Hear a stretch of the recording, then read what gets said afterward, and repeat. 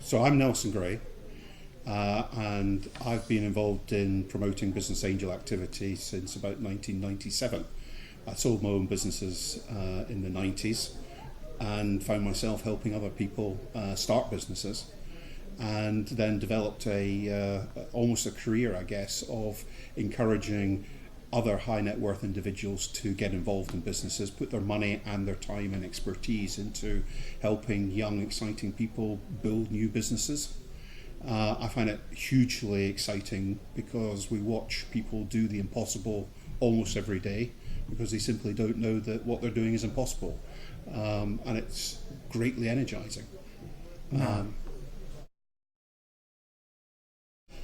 Well, what keeps me going is one of the early investments that became involved in it. It did take 14 years from inception to floating on the London stock market, but it was a laser eye examination tool. The company became Optus.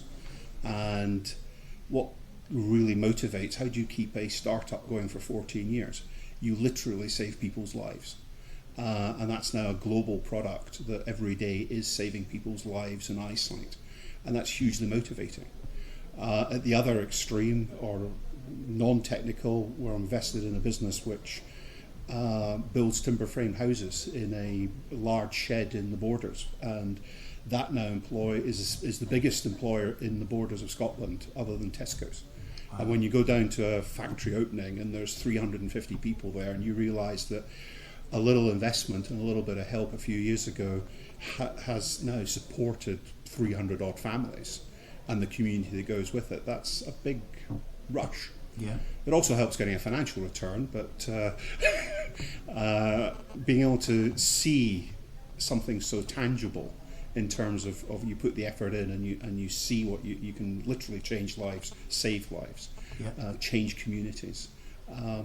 It's great, and I encourage as many other people to do it as possible. Well, we have an expression that comes out of being a business angel. We don't encourage failure, but we accept it, and we live with it every day. And I think the way to deal with it is to treat it actually as a positive. We have an expression about failing up.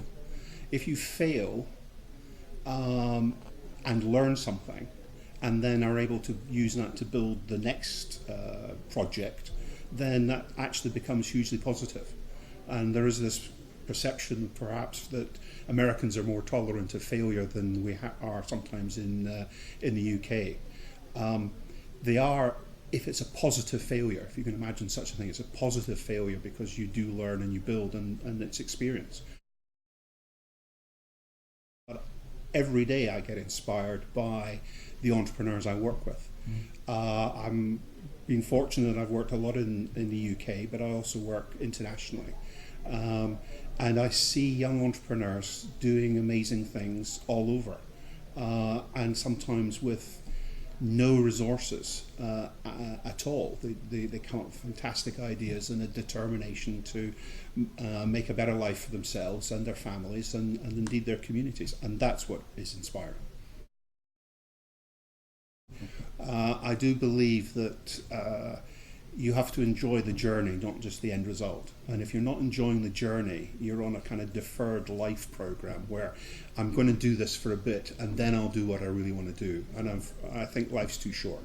Whether, if you're just in it for the money, or you're in it for some kind of self-grandiose, but you're not really enjoying it, then I suggest you go and do what it is you actually get a kick out of doing. Life's too short not to do that. Fantastic. Thank you very much. Okay.